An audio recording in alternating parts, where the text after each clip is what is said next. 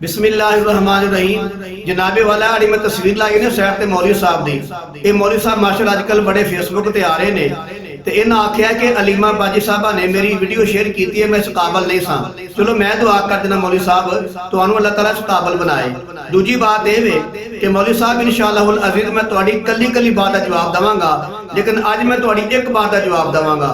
वो बात यह वे कि मौलवी साहब ने फरमाया है कि इमरान खान साहब ने जेड़ा बेदारी दे शोर वाला जिन बोतल चो बाहर कढ़ दिता ना, वो दोबारा हुण वापस नहीं आ सकता। मतलब है कि इमरान खान साहब ने जेड़ा हुण कौम नूं बेदार कर छड़िया, शौर दे अड़िया ना, हुण दोबारा कौम गफलत दी नींदर नहीं सौ सकती, ये हुण बेदार ही रहेगी। हुण मैं मौलवी साहब ने जवाब देना, जनाब नाराज ना हो, तुसां भी इंशाअल्लाह अच्छे अंदाज नाल गुफ्तगू कीती है, कोई बुरा भला नहीं किया। मैं भी इंशाअल्लाह अज़ीज़ तुहाडे नाल बड़े प्यार मुहब्बत नाल गुफ्तगू करांगा, तुहानू मैं बुरा भला नहीं कहांगा, किसी नूं बुरा भला नहीं कहांगा। तुसां आख्या कि इमरान खान साहब ने जेड़ा कौम नूं बेदार कीता है ते बेदारी वाला ते शोर वाला जिन जेड़ा बोतल चो कढ़िया ना, ये हुण दोबारा वापस नहीं आ सकता। हुण तुहानू मैं दसना वा कि इमरान खान साहब ने बेदारी ते शोर वाला जिन जेड़ा बोतल चो केड़ा बाहर कढ़िया। पहली बात ये वे इमरान खान साहब के नाल खलो के एक लड़की पे आंदी है कि इमरान खान साहब इस सदी दे पैगंबर बन चुके ने ते इमरान खान साहब ने कोई अगों इनकार नहीं किया। ऐ जे ओ बेदारी दे शोर वाला जिन जेड़ा इमरान खान साहब ने बोतल चो बाहर कढ़िया है। उस तो बाद स्वाद दा एक लड़का है, उन्हें आख्या कि इमरान खान साहब दे उत्ते वही आउंदी है ते मौलवी साहब ऐ जे ओ बेदारी दे शोर वाला जिन जेड़ा इमरान खान साहब ने बोतल चो बाहर कढ़ छड़िया है, ये हुण वापस नहीं आ सकता। इमरान खान दे जलसे दे अंदर एक लड़की कह रही है कि मेरी अम्मी जान जेड़े ने वो इमरान खान नाल शादी करना चाहते ने और मेरे अबू जिंदा ने, उन्होंने कोई तराज नहीं। ऐ जे बेदारी दे शोर वाला जिन जेड़ा बोतल चो इमरान खान साहब ने बाहर कढ़ छड़िया है। ते एक लड़का कह रहा है कि इमरान खान साहब साडे घर आउंदे हुंदे हन बचपन दे विच, मैं तुहानू वेंदा हुंदा निक्का हुंदा, ओ इमरान खान साहब मेरे वालिद साहब ने, अगर चो मैनू नहीं जानदे लेकिन इमरान खान साहब मेरे वालिद साहब ने।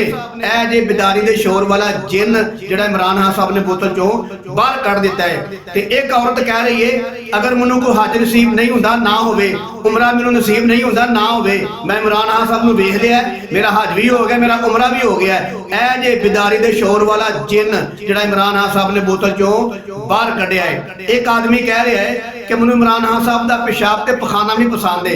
मौलवी साहब ऐ जे बेदारी दे शोर वाला जिन जेड़ा इमरान खान साहब ने तुहाड़ियां बोतलां चो तुहानू बाहर कढ़ छड़िया है। ते एक आदमी कह रहा है मैं नादरा दफ्तर गया, नादरा वालों जाके आख्या है कि मेरे शनाख्ती कार्ड दे मेरे बाप दा नाम कट के ते इमरान खान दा नाम लिख दो, ते नादरा वाले मेरी गल नहीं मनी। जनाब मौलवी साहब ऐ जे बेदारी दे शोर वाला जिन जेड़ा इमरान खान साहब ने बोतल चो बाहर कढ़ दिता है। ते जनाब मौलवी साहब इमरान खान साहब दे जलसे दे उत्ते एक लड़की कह रही कि इमरान खान साहब बड़े सोहने लगन दे ने, अज दिल पे करदा है इमरान खान साहब मेरे बेडरूम ते आ जान। ऐ जे बेदारी दे शोर वाला जिन जेड़ा इमरान खान साहब ने बोतल चो बाहर कढ़ दिता है। उस तो बाद एक बच्चे ने जलसे च खलो के आख्या है कि नबी करीम सल्लल्लाहु अलैहि वसल्लम दे मां बाप अब्दुल्ला रजी अल्लाह तआला अन्हु और आमना रजी अल्लाह तआला अन्हा ये सब तो लकी मां बाप ने कि जिन्हां नूं अल्लाह ताला ने मुहम्मद सल्लल्लाहु अलैहि वसल्लम जैसा बेटा अता फरमाया है।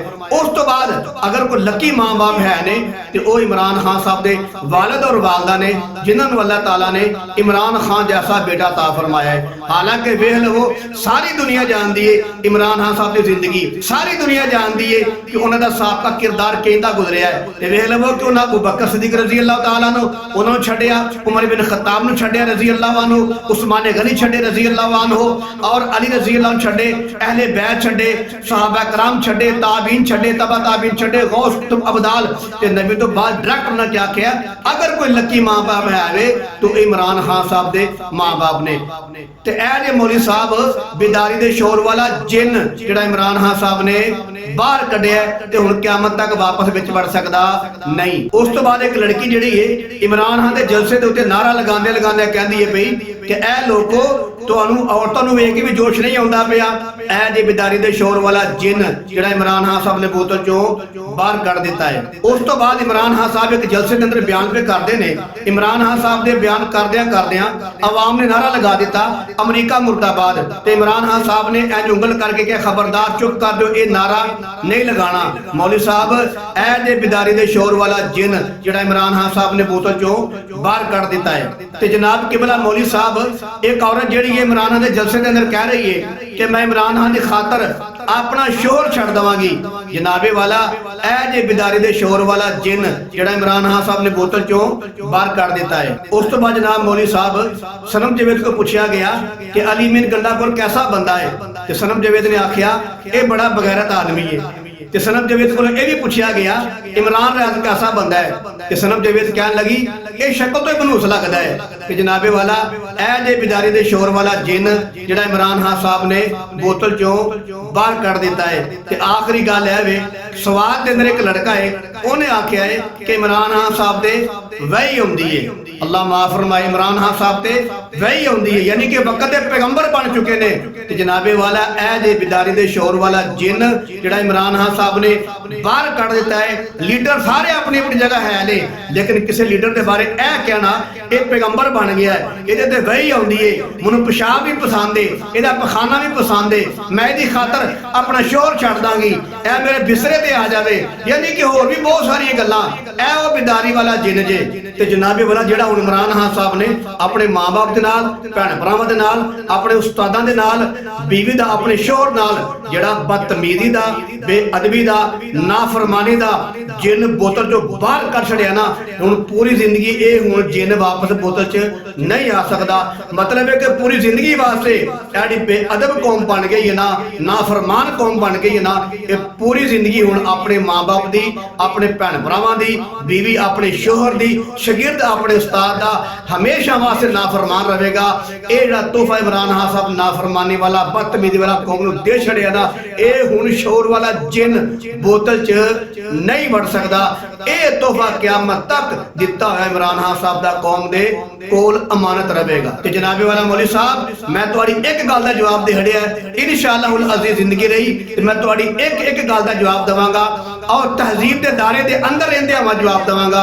अल्लाह ताला तुहानू भी गल करनी तौफीक नसीब फरमाए ते अल्लाह ताला मैनू भी जवाब देने दी तौफीक नसीब फरमाए।